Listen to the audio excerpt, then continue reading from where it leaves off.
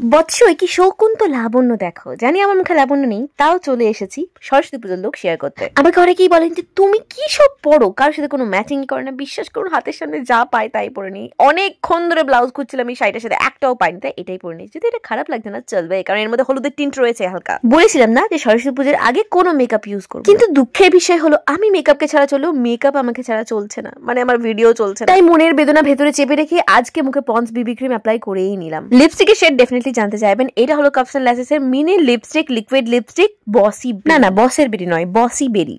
আর lip লাইনারটা কোন company জানতে চাইলে বলে দিই, এটা কালার স্টুডিও। ধনতেরাসে নতুন ঝাঁটা কেনার পর ঝাঁটাটা খুলে ঠিক এইরকম লাগে, কিন্তু কি করব বলুন, আমার এই নেতিয়ে পড়া চুলকে একটু দাঁড় করাতে গেলে এই ধরনের যন্ত্রপাতি ইউজ করতে হয়। বুঝলাম সরস্বতী পুজো, কিন্তু বয়স তো হয়েছে, তাই একটু বয়স্ক জুয়েলারি পরলাম। এইসব মঙ্গলসূত্র পঙ্গলসূত্র একটু টিকলি পরে দেখছিলাম। টিকলি নিয়ে আজকাল খুব যোগ বেরিয়েছে, সরস্বতী পুজো যারা টিকলি পরে বেরোয় তাদের জন্য। সত্যি টিকলি ব্যাপারটা অস্বস্তিকর, নেওয়া যায় না। কিছুক্ষণ পরে চুলটাকে এমনি ক্লাচার দিয়ে উপরে তুলে নেবো, তাই ওই লুকটাও শেয়ার করে দিলাম। ভালো থাকবেন, বাই।